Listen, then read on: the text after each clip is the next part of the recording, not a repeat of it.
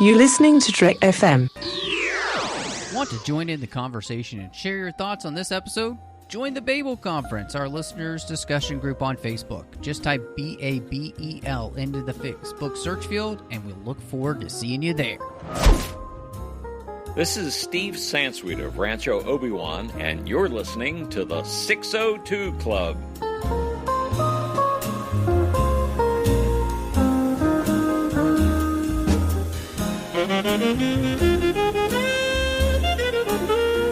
Hello and welcome to the 602 Club, our local watering hole here, and I am so excited to be here as Christy Morris and I are.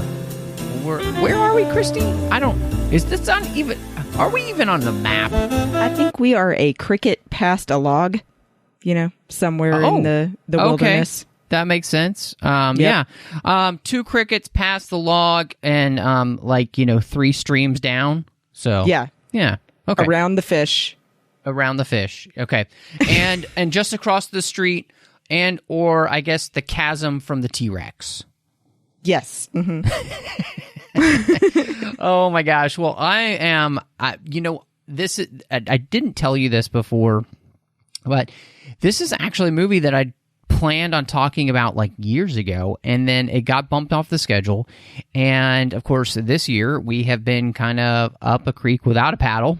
So basically where we are right now, and we haven't had new movies to be talking about. And so we've been kind of going back to things that we have just missed. And so I'm really excited that this week we're going to finally talk about King Kong, Peter Jackson's remake from 2005, and I think this one's going to be a lot of fun to dive into. So I really, really enjoy it. Now, before we get into that, of course, you can find the 602 Club wherever you get your podcasts. If you have an Apple Podcast, please do give us a star rating and review. It helps people find the show. But regardless of where you're listening, just make sure that you're subscribed so you get the show as soon as it drops. You can also find us on Twitter at TrekFM. We're on Facebook at facebook.com/TrekFM. There's a listeners-only discussion group you can talk on there. On Facebook, you can also find us at Trek.fm and see all the different shows we're doing. And then there's a contact section there where you can even send us an email if you'd like. And I really want to say a huge thank you to associate producers here in the 602 Club. They are supporting us through Patreon, and they make sure that this show keeps coming to you each and every week. And that's Ken Tripp, Davis Grayson, Ryan Lett, and Daniel Noah. Love these guys and their support of the show. They've been supporting the show for a long time, as well as the network. And they make sure that not only this show comes, but every show on the network. So, it's a huge network, and we honestly, we need your help. And so, I don't make the plea as often as I should, but go to patreon.com/TrekFM and see how you can be part of the team and help make sure that podcasts that you love keep coming to you each and every week. And so, Christy, one of the things that's so interesting to me about this remake of King Kong. King Kong's one of the most famous movies from 1933. It's one of the most pivotal movies. It really set the tone for what cinema could do. Just the enchantment of being in a whole other world, really, on Skull Island with King Kong and all of these different monsters. And this remake is fascinating to me because this is really a personal journey for Peter Jackson as a filmmaker. Mm-hmm. And I watched all of the extras on the Blu-ray, which, like The Lord of the Rings, fantastic, massively in-depth, some of the best material I've seen behind the scenes on any films. And he has somebody who fell in love with this movie at the original at the age of 9. And just, he saw it on TV then. He was in tears when Kong slips off the building. At the age of 12, he tries to attempt to remake it. And he even made his own little Kong model. So he cute. made the top. Yeah, he made the top of the Empire State Building. And he never really is able to finish that.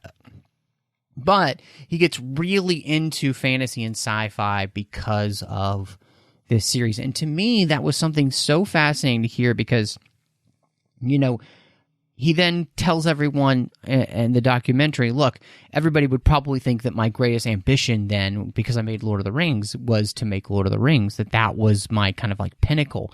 But for him, the pinnacle was always wanting to make King Kong. And so just starting there, I think it's so fascinating to see that Peter Jackson's like whole life, like from seeing King Kong to the fact that he gets to make it, is driving him towards this desire to actually get the opportunity to do this. And that's just, I mean, what a kind of a neat place to start for a remake of a really famous movie. Right, especially when remakes get a lot of crap, you know, in general. I would say that a lot of people are more fans of the original of whatever it is than a remake or a reboot. So I think that it's nice too seeing, like you said, that it drives his life, that he chose to be a filmmaker because of King Kong, and then still had his own vision of what he'd like to add to it or focus on, which is interesting. So, I mean, yeah, I think that it's really, you can tell, very heartfelt when you're watching it, especially then knowing this. I think that does create a really interesting question maybe later on as we talk through the movie is that a detriment to the movie or a benefit to the movie? So I think something we can kind of return to a little bit later on as we kind of start to wrap up our conversation. But this is also really interesting too because, you know, Jackson becomes a filmmaker and he is doing his film The Frighteners, and Universal Pictures is very impressed with what they're seeing with the early VFX and visual effects footage, and they want to know what his next movie will be. They want to know what he wants to do, and they ask him to do Creature from the Black Lagoon, and he's not really interested in that, but they're aware of his obsession with King Kong, so they actually offer him the ability to remake this back in 1996. And they start the whole process of working through the script and working with Robert Zemeckis as executive producer.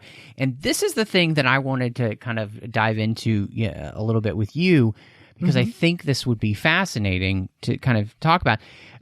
They're even looking at cast members, you know, for the film at this point. They're looking at maybe like Kate Winslet, or Minnie Driver, possibly.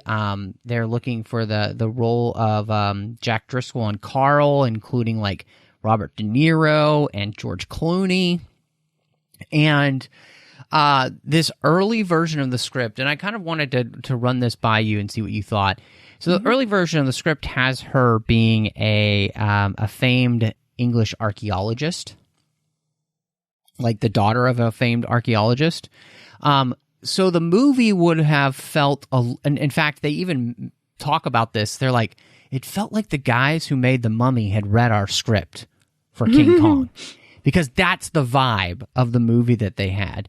And so I wanted to ask you, like, is that something that you would have been interesting to see? Yeah, I mean, I was one of the people that really enjoyed The Mummy, so I would have really enjoyed that storyline too. But I'm also glad that they went a different route with it in what we ended up with in Kong instead of going that route, because I think The Mummy is more of a comedy after it's finished rather than King Kong here being a much more serious tone. Yeah, and I was thinking about that. Would King Kong have then worked as a comedy in that sense, like the kind of the Mummy sense of a comedy? Like, you know, they're having a lot of fun and everything in those movies, and it's basically just a rip-roaring adventure. And I don't know quite how I feel about it. I feel like it could have worked, but then I also wonder if maybe it would have just made too much light of the whole situation, so you wouldn't have had, would you have had any depth, you know? And so right, that's the thing I end up wondering, because, you know, look, the Mummy movies aren't really known for their depth. I mean, No. yeah, they're kind of like goofball action adventure movies, which I have no problem with. I really enjoyed the original Mummy movie. I thought it was really fun. So, but I just don't know if this would have worked as well. And I guess we're kind of coming down on it. We're kind of glad they changed their idea. Yeah, I think ultimately we're both no thank you. Although it's an interesting idea that we like what we got as far as the tone here, and that would have been a very different movie. I think that it takes away some of the depth, like you said, and the moral takeaways I think that you get from this version of King Kong that you don't get from the Mummy. Yeah, no, I think you're absolutely right. And especially that idea with the moral takeaways, because I think there are some in this movie that are quite interesting. And so, what was fascinating to me is the reason that this never continues. Universal sees the upcoming release of Godzilla and Mighty Joe Young, and then of course, even in 2001, you get Planet of the Apes being remade by Tim Burton. Less said about that film, the better. So they abandoned King Kong in 97, and then we don't hear about it again until, the Fellowship of the Ring and the Two Towers are a huge success.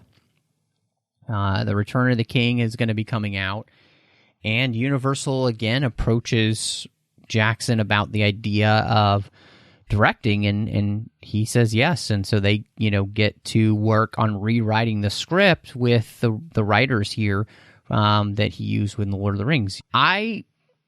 It's a fascinating thing that there's just like, because I have to wonder in my mind, did Jackson think, will I ever get to return to King Kong now that they've said like, we're not going to do it, right? Like, that had to be the worst feeling, because they got his hopes up. They were already working with him on it and everything. And then they're like, there's some other ape movies coming out. We're worried about competition if we release the movie at this time, so we should put it on hold. And he's like, but I want to make it. Yeah, I mean, it's got to be the feeling in his heart at that moment. And then, it all comes back around, and he gets the opportunity to do this. And so, yeah, and I think it's just, again, it's interesting, this whole personal journey that he's on to do this. And not only that, but, Weta had been working on all these designs and stuff for the movie, big time. I mean, it's amazing the amount of work that they had already been putting into the movie when it gets canceled. And then, of course, they move on to Lord of the Rings, and the rest is history. And that success gets him, again, the opportunity to finally remake the story of King Kong. And so, one of the things to me then that I found really interesting was this idea of this mysterious island. And Skull Island is such an important part of any Kong movie, and creating that mystery and everything. And I was fascinated to learn that originally there wasn't really any mystery at the beginning of the movie. Like, everybody kind of knew where they were going. The way it was originally written. Yeah. Which is so weird to me. Like, that seems kind of strange that, like, everybody would have an idea of where you're going. And so, where's it? I mean, there's absolutely no tension then. Yeah. Well, and then, too, just thinking of it from a logical perspective, how would they know? I mean, like, they may have had the map to begin with, but still, I mean, no one else aside from the one person that has it would know about it unless they had been shown the map. Right. And even then, what gets them excited to go? They're like, that sounds terrible. I don't want to do that. Mm-hmm. Well, and that's the interesting thing is, so it was a place that was already known to have existed, but what they do is they change that. They add this map that it's this place that's just basically like rumor and hearsay and like tall tales.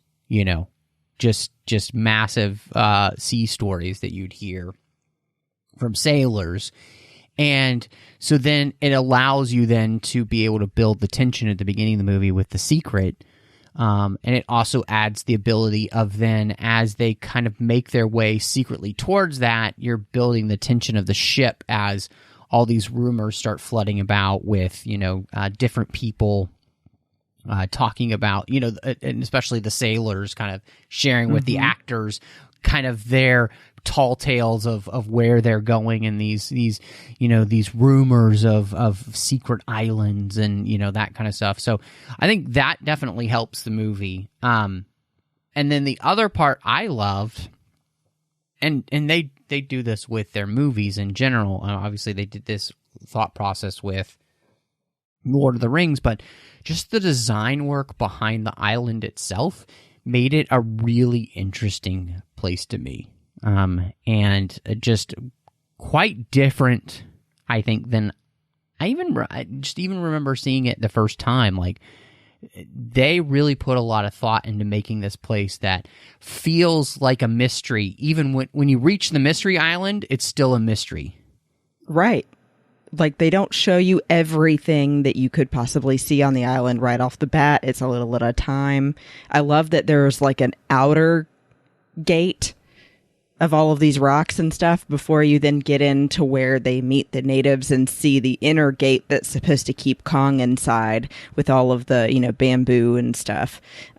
Which, if you had seen Kong movies before, everyone would have seen that kind of gate before and known that there are natives that keep him in and keep him satisfied with offerings. So that, we were kind of expecting. But they do a great job of making this area so foggy and still shrouded in mystery.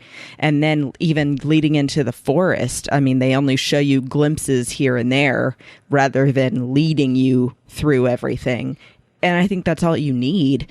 But if this didn't work, a lot of the movie wouldn't work because you only go to the city at the very end. Yeah. Well, and so that's the thing that I thought was so smart, is that the way they designed this island is there's a lot behind it, and it's not, I mean, and again, it creates this mystery and it makes you want to know more, and they don't necessarily get a chance even in the film to completely give you the whole story, but for them, the island itself is an island that used to be much bigger, and it's slowly been sinking. And so the wall is actually the wall that used to surround this great city.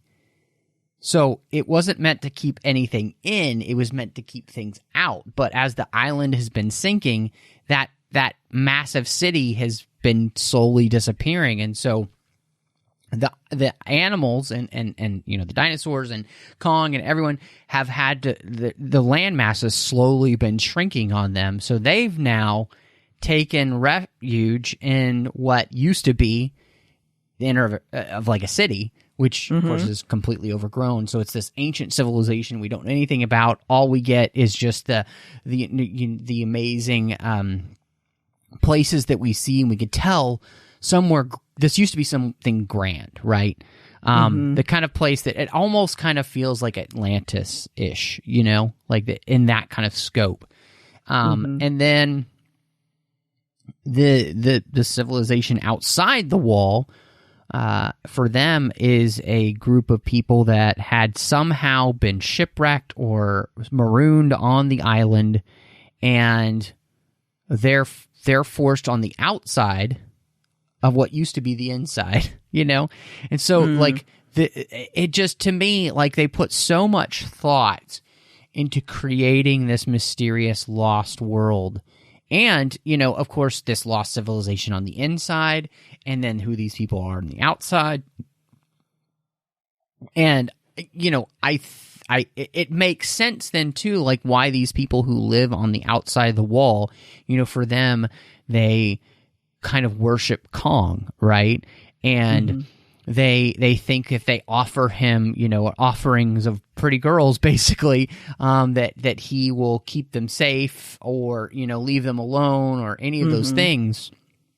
And so I was just kind of like astounded with just the amount of thought that went into that. And to me, it makes the movie so much fun to watch because it's not just it's one of those movies where I'm not just watching, just the action, but I'm always trying to pick up all the little details that are everywhere, whether it's in that old wall that's there, or it's once you're in the jungle and you're picking out all these pieces of, dilapidated, ruined civilization that has been completely overgrown, but you can still see the bones of it there.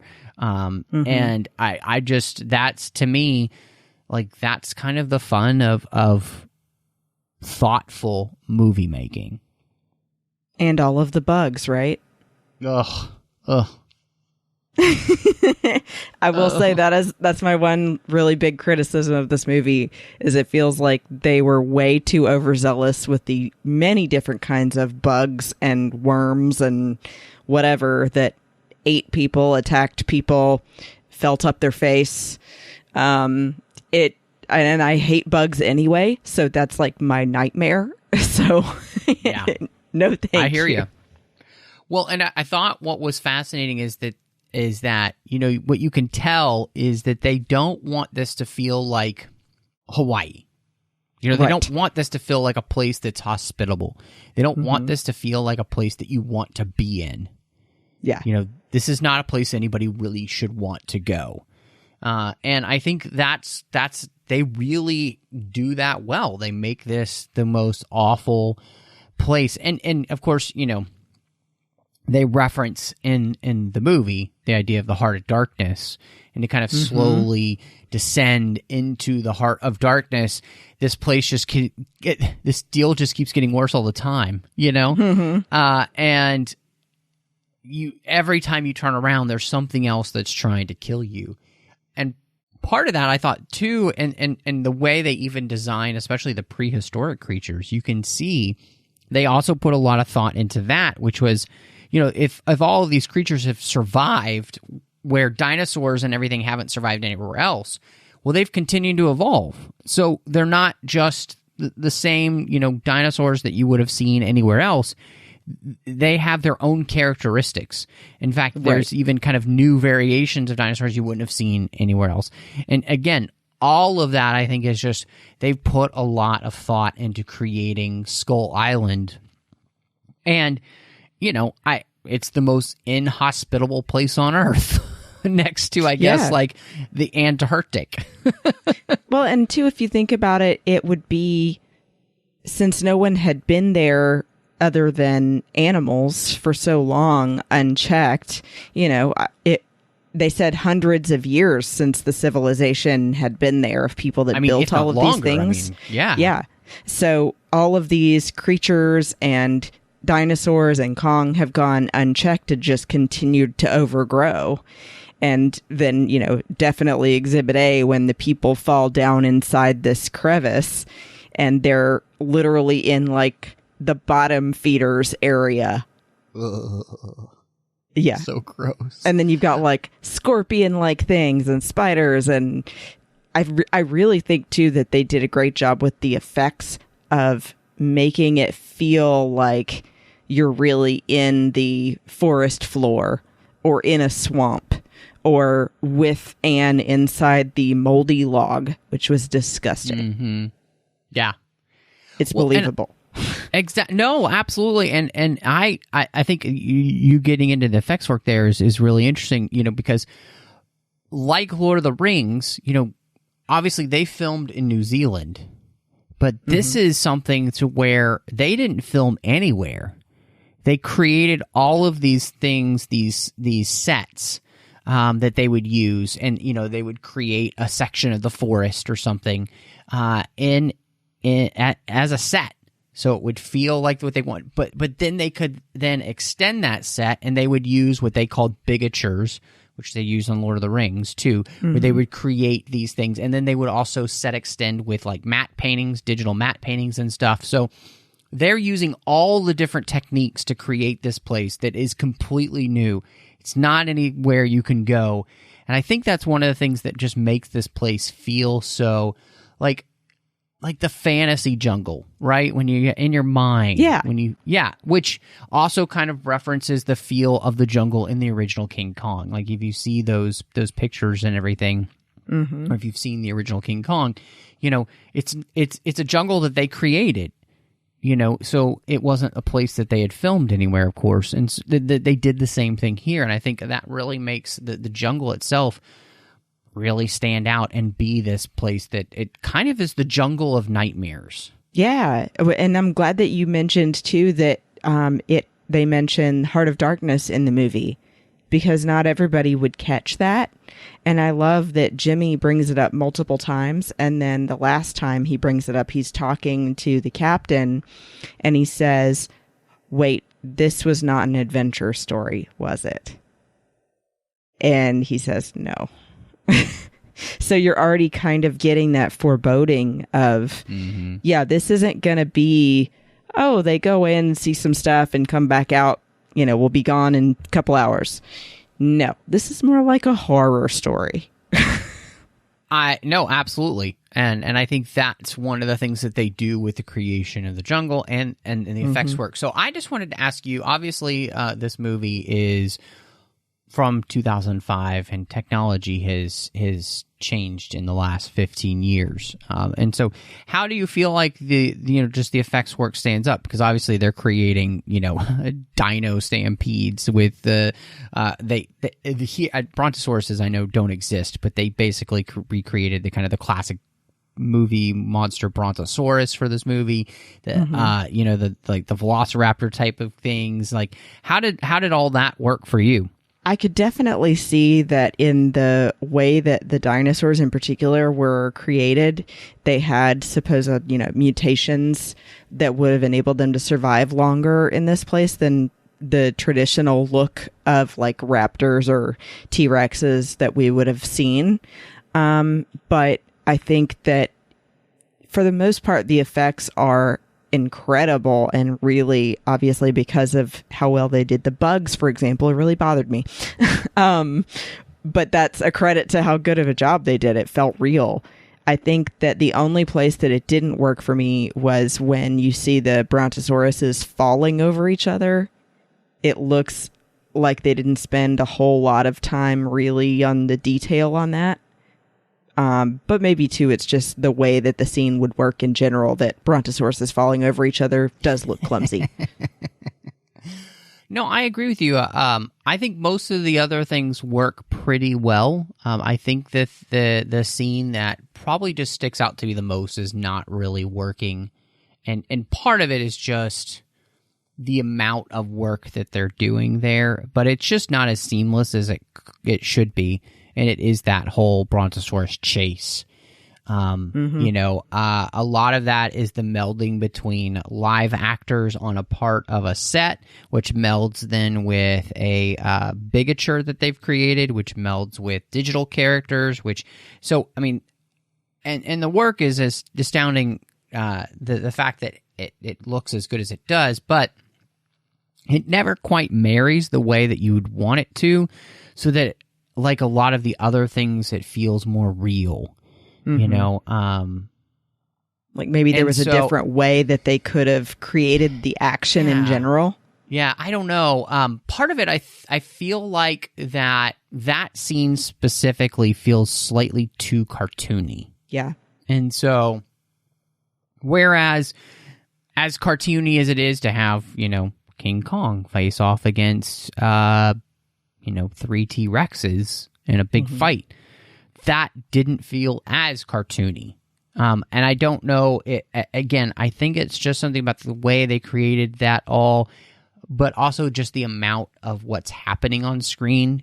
When you have just 4 animal characters and then Anne, that's a lot less to pay attention to than having, 30 brontosauruses, as well as velociraptor type characters, as well as human characters, all trying to meld all that together. It just doesn't quite work.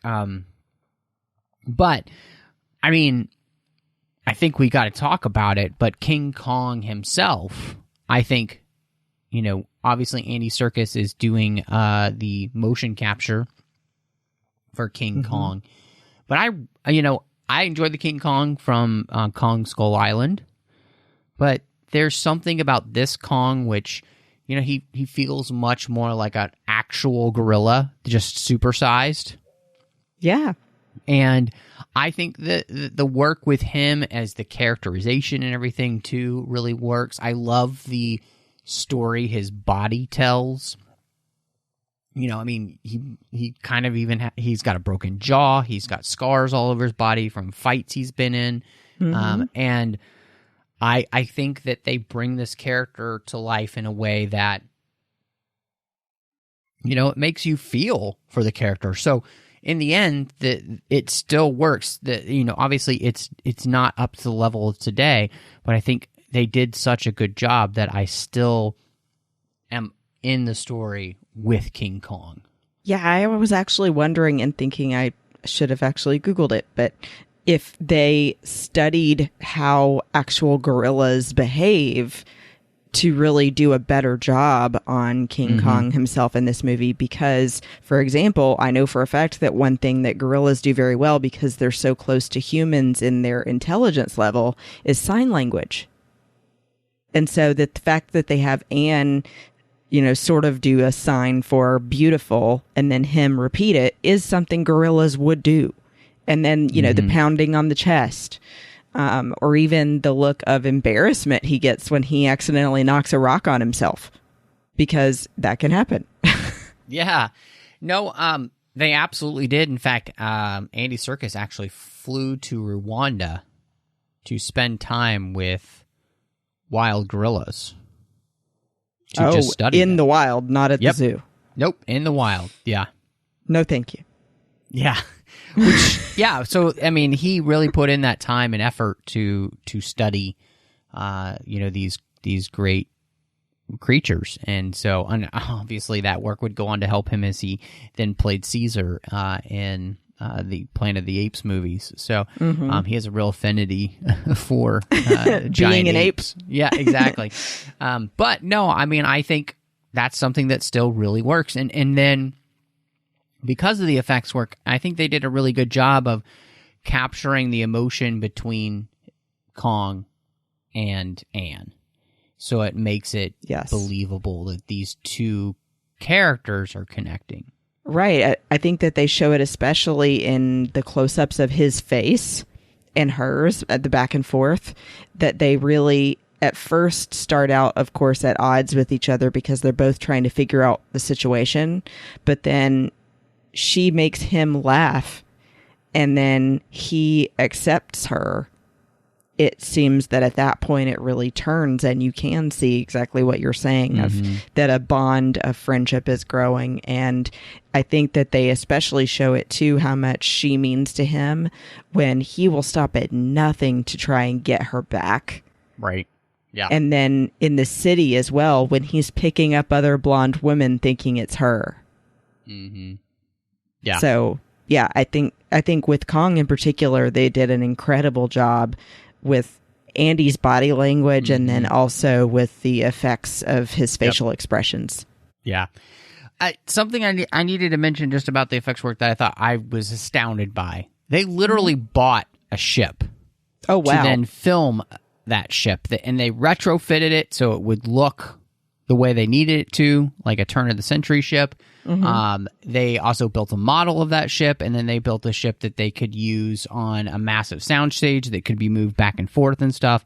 So they put that amount of work into things. So, this is, they really, and there was a scene in the documentary where Peter Jackson couldn't tell the difference in the pictures that they were bringing him between the model ship and the real ship.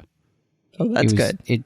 That good. So, I think, regardless of how anybody feels about this movie, the time, effort, and love poured into it, I think really shows in these type of details. And so that's impressive to me. And I think, it whether you end up loving the entire film, it I think creates a place where you can give it stars, basically for all of these different things. So, Naomi Watts plays the main character of Ann Darrow, super, important character in film. And I really think that she does such a great job with this role. She brings such life to it. She brings such energy to it. And what I really love is that, she brings such strength to the role too. Like, she's this character who could be seen as a damsel in distress, but this whole time, like, she's while people are trying to come save her basically so they can get off the island, she's saving herself by forming this relationship with Kong in the way that she does. And I think without her performance, this movie wouldn't be half of what it is. Absolutely. It's so weird. Before this movie, I didn't really know who she was. And then after watching it, actually, every time I've seen it, I've watched the extended cut. I meant to ask you if that was what you did. Yes. Good. She carries everything.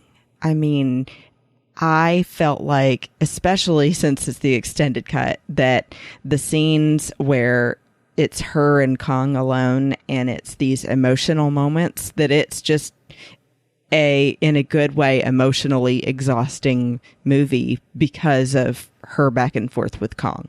Yes. Because I feel so much every time she's looking at him like, this is the best day ever. This sunset is so pretty. Or, please don't die. I'm just sitting there going, I agree. Please don't die. So, yeah, I absolutely think that she is the best part of the whole movie. Mm-hmm. Yeah, no, I agree with you. I think they did a fantastic job in it. And very cool that she got the opportunity to meet Fay Wray, who played the original Ann Darrow with Peter Jackson. They got to meet her together, which was really cool. Yeah. And getting to hear about that meeting between them was really neat. I did want to add, too, I agree and love that she was not just a damsel in distress, because that could have been the way that they would go with it. But she, from the very beginning, even when she's approaching that casting guy and he says, here's the number of a friend of mine, go get a job. A pretty girl like you doesn't have to go hungry. She realizes what he means. And I love that she just throws the card on the ground and walks away, because you're immediately understanding she's not going to be pushed around or pushed into doing something that's beneath her just because of not having money. She's going to figure out another way.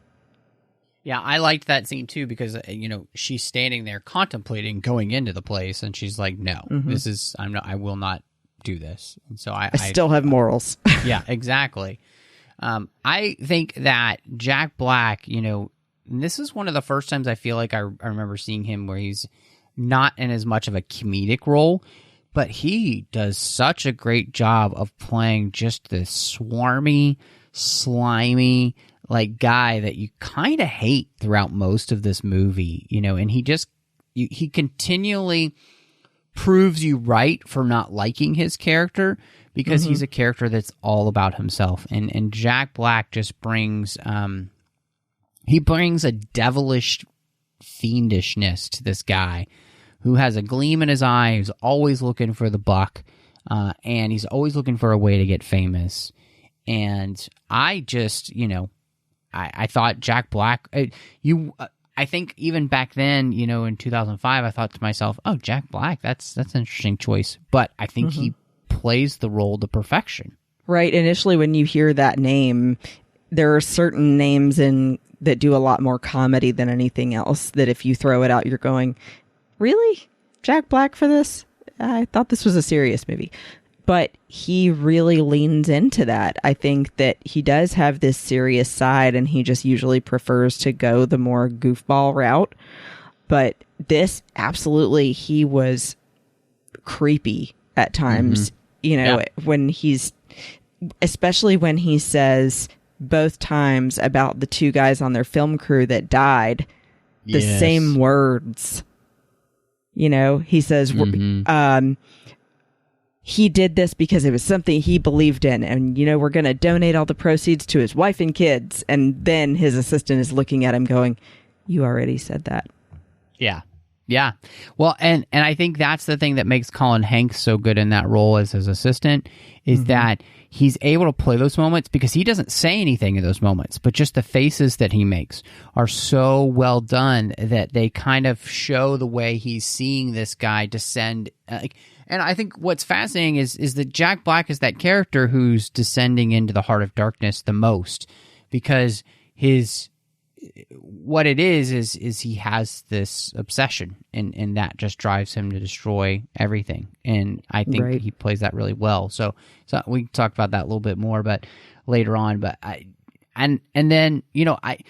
Adrian Brody is an actor who was, at that point very much known for his dramatic roles, but I really kind of had fun with him and as this character, as Jack Driscoll, the screenwriter. He falls in love with Anne, and that's part of the story. But to watch him kind of like be the normal guy in this whole thing, like who's just like, why I got pulled into this, I don't want to be here, and yet he finds a way to do what must be done to get as many people as he can off the island and become an action hero, basically, when he's a screenwriter, right? And just like he's the everyday guy who gets pulled into doing not so everyday things.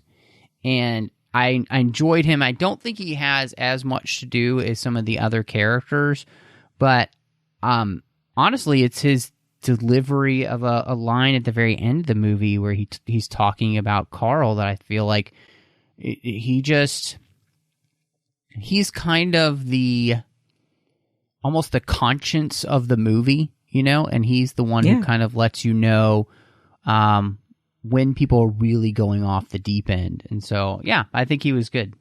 I agree. I think that he is definitely not the one you expect to be the hero. And I think that was intentional here with the casting as well, because they show you by juxtaposing the actor who's playing an action hero in the movie versus the screenwriter, right? who they end up reversing their roles as far as the kind of people they are. And that this shows your true colors. And so you may not actually be the hero that you portray on TV. Yep. Absolutely. So I like that. And I do. I like that juxtaposition with Kyle Chandler's character, Bruce Baxter, the movie star, who did all these adventures films and, of course, is really a coward in real life. But then it was kind of great that instead of just allowing him to be the coward the whole time, he actually does come help and save the day. All of these characters who kind of end up saying that they're going to leave people, basically, like the captain, Engelhorn, comes in and helps save the day. And so, like, you have all these people, all of these men who seemingly are all out for themselves, and you begin to separate kind of basically the sheep from the goats. Like, who are the people who are truly only out for themselves, and who are the people who are here that are doing their best to make sure everybody lives. Right. And that's kind of the differentiation here in the movie. And I think that's where that theme of obsession comes in, because and that's where with the heart of darkness, like, who are the men who are going to descend to the heart of darkness and not be able to pull themselves out of that, who are going to fall into the pit of obsession to the point of, like, because of their selfishness, that they only care about themselves. And, Carl is really the epitome of that, because he destroys everything that he loves to get what he wants.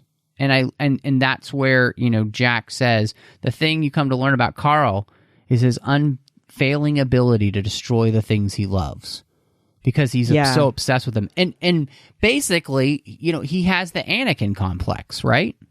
Yeah. He is the one that you can absolutely tell, even initially, he wants to make a movie, and he ends up deciding to illegally take all of this stuff and go film the movie, and then ends up losing the film. And he's letting people die and then saying, but just hand me the camera first and then you can die, which is terrible, of course. And then even after they're about to get off the island, he almost kills Kong and then decides to take him in alive for his stage show back in New York.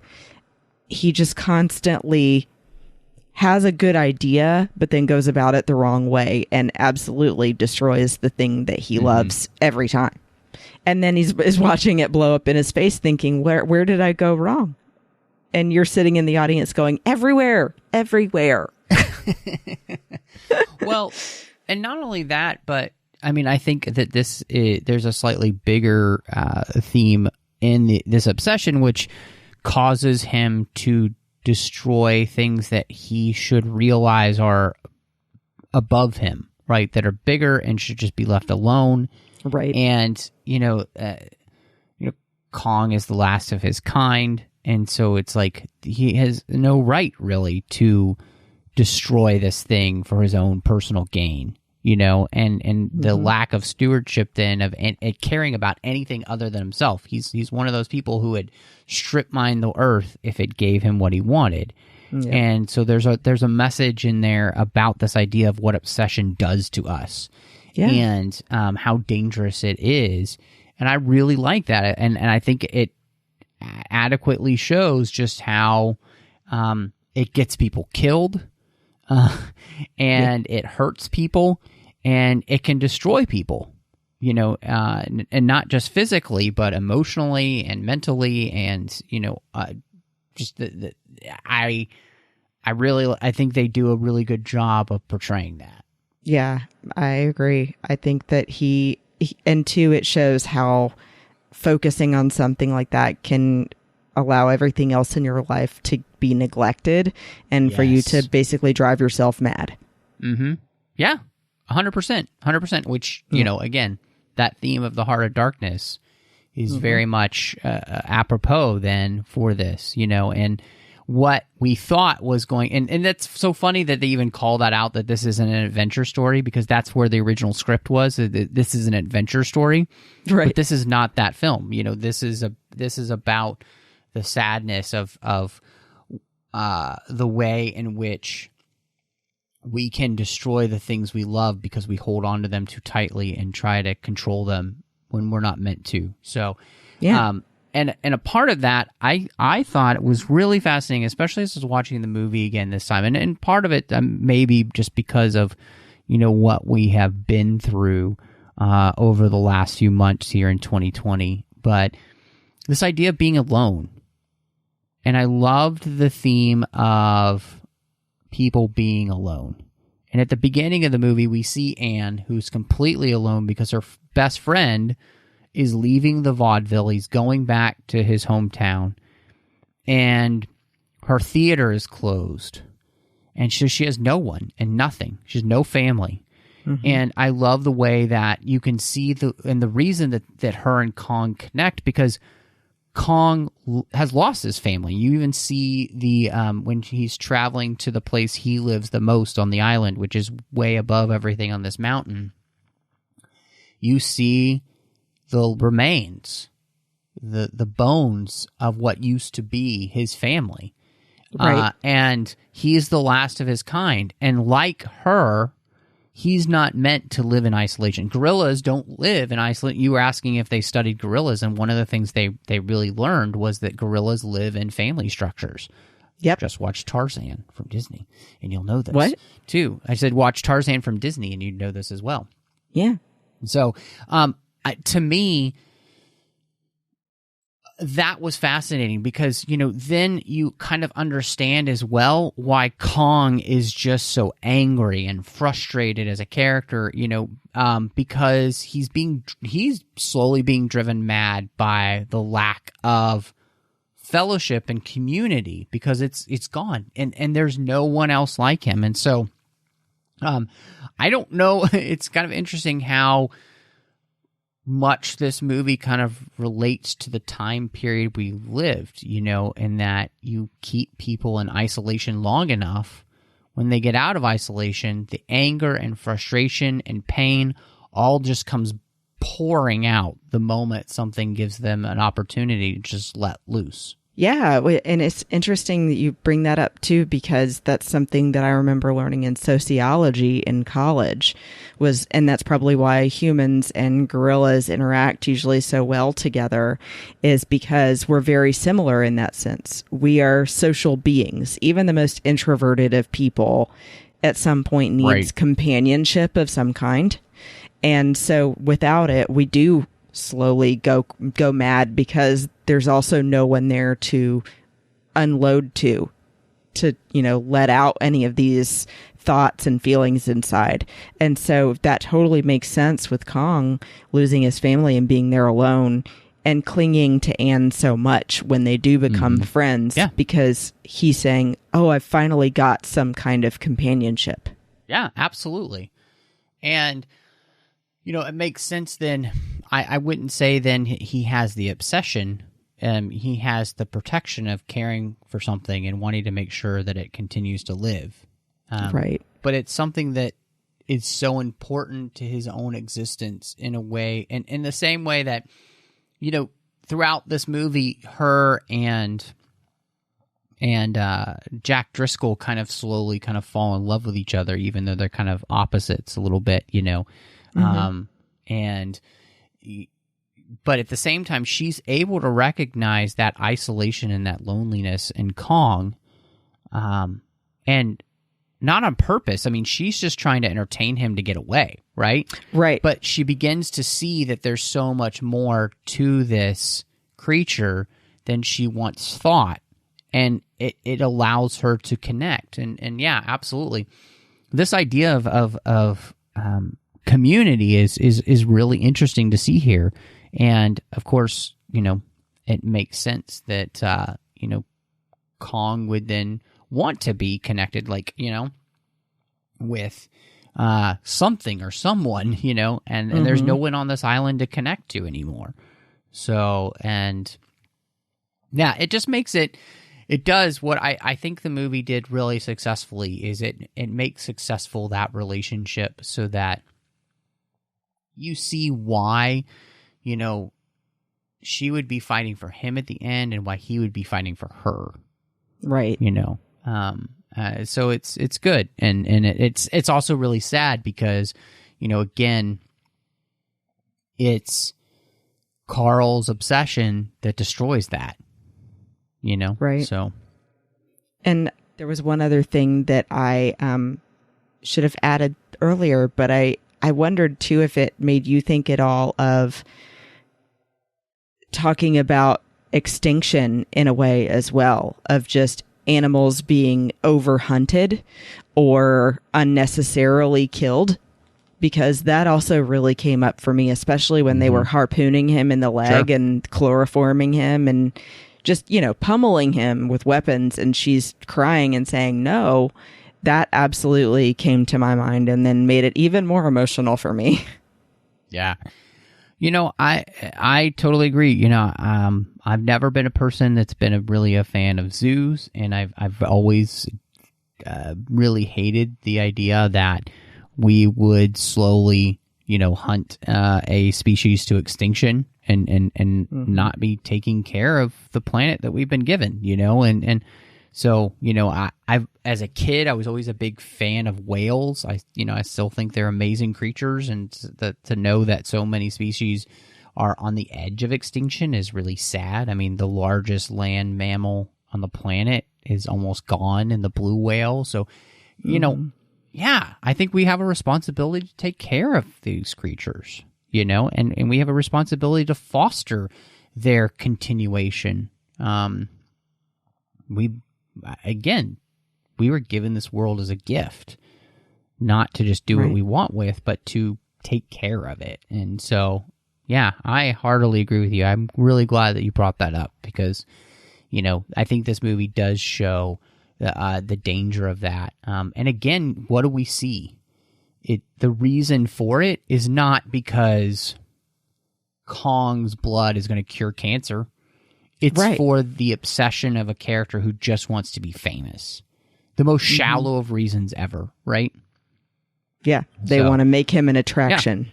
Yeah. Yep. And you can take that theme and you can run with it. So, what will we do for 5 minutes of fame, and it isn't really worth it. So yeah, absolutely, I love that. That's great, Christy. One of the things that I found most interesting about this film, and I remember, obviously, Lord of the Rings had come out, and Howard Shore had done the incredible music for that series. And then they announced that he was going to do the music for King Kong. And so I was really excited.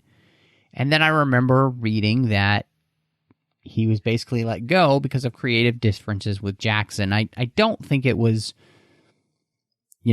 a bad breakup or anything. I just think they were, it seemed as though that was just the case. And because obviously he did the Hobbit movies later on with Jackson. So, but I find one of the things I am disappointed about, I really wish that we had gotten his take on the music, because I personally found James Newton Howard's score. I like James Newton Howard. He's done some great scores, but I was personally uninspired by the soundtrack for this movie, and I was disappointed that that's the case. I feel like you want something that has some strength and power to it, and I don't feel like the soundtrack really ever completely offers that in a way that's memorable.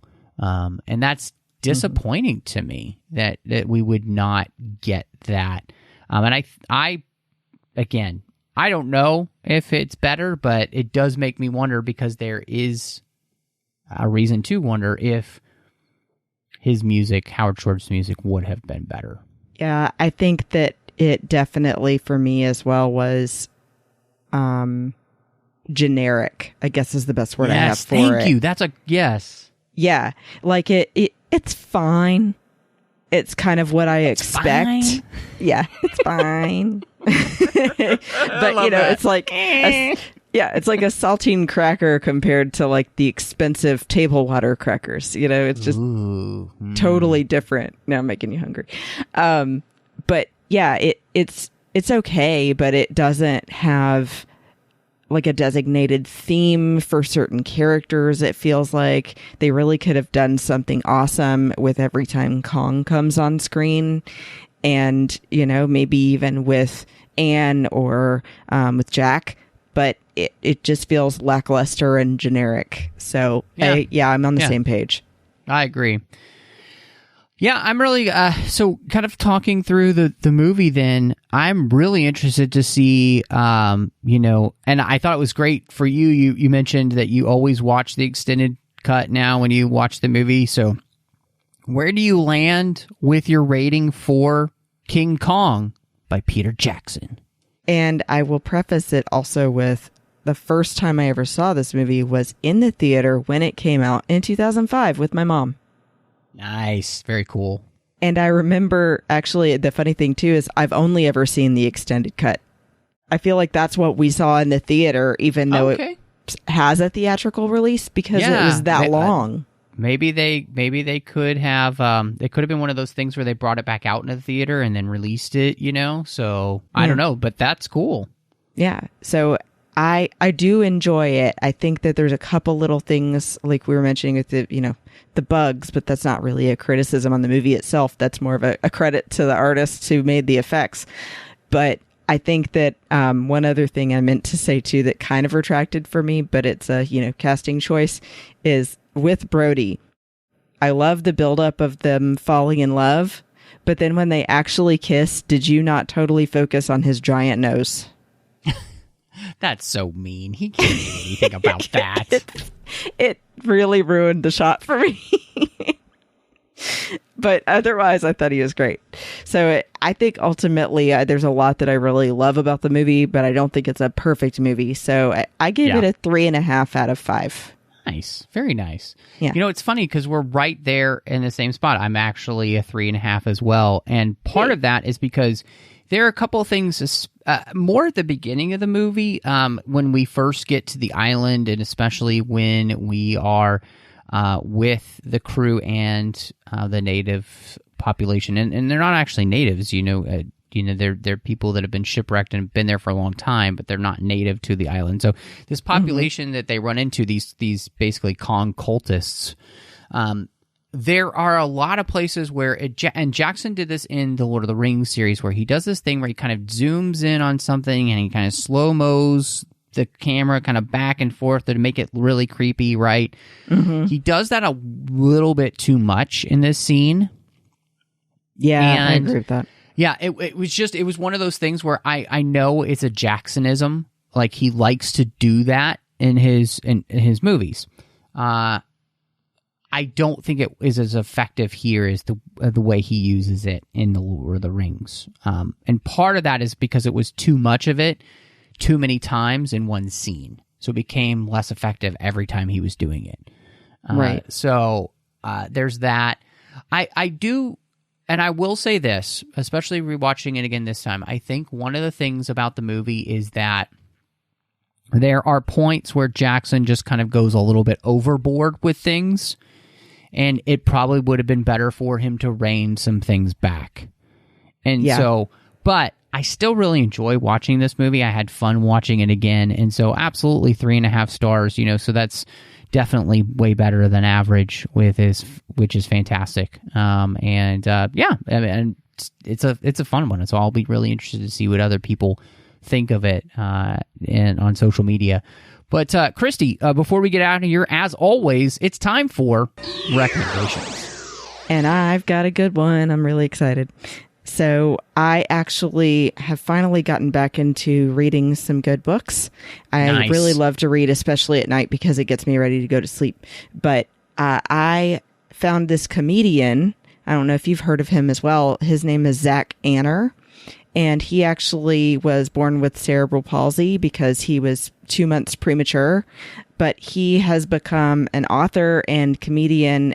He's also met Oprah and Ellen, apparently. And he's just really one of those people that sees the positive in every situation. And his way of coping with his difficulties in life is by making fun of the situation. And it's not in a way that makes you feel uncomfortable. He's just saying, like, this is the reality, but this is why it's so funny to me, so it should be funny to you. So, for example, I will tell you on the back of this book, which the book is called If at Birth You Don't Succeed. So you're already getting a taste of what he's like. Yeah. He says he botched his own birth. It's like he's Tyrion Lannister. Yeah. But it even says, the synopsis on the back, you'll laugh, you'll cry, you'll fall in love with the Olive Garden all over again, and learn why cerebral palsy is definitively the sexiest of all the palsies. So I highly recommend reading If at Birth You Don't Succeed by Zach Anner and watching his stuff on YouTube because he's great. Man, I might have to pick that up. That alone was hysterical. So right? Oh, that's awesome. So I'm going to recommend a book as well because I had just recently, things are slowly opening up here where I live, and I went to Barnes & Noble and bought a book. And brand new book by Eric Larson. He's a really popular author, New York Times bestselling author in history. And this latest book is called The Splendid and the Vile, and it is about Churchill's first year as prime minister, as things just continue to get worse, of course, with the Blitz happening over London, with the air raids. And it is a phenomenally fantastic book about the struggle to maintain hope in a time that seems pretty hopeless, maintain some kind of normalcy. And I was so inspired by not just Churchill, but this is really a story of his family as they move through this, as well as London itself. And just an incredible story of hope in a place where people should not have it. And I felt like it was really the perfect book for the time period we're in, but just of resiliency. So highly recommend The Splendid and the Vile. And so yes, this week either recommends we have your book list for you. But Christy, if anybody wants to catch up with you, of course, online, where can they find you? You can find me on Twitter, Instagram, and TikTok at Bespin Bell.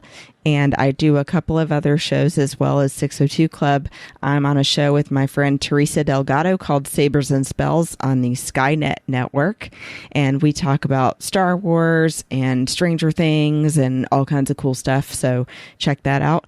And then I do a show called Planet Leia on the Fantatrax network with 5 other women from around the world talking about different Star Wars topics. So soon we should actually be talking about what it's like to be a cosplayer in Star Wars. So I know you'll want to check that out too.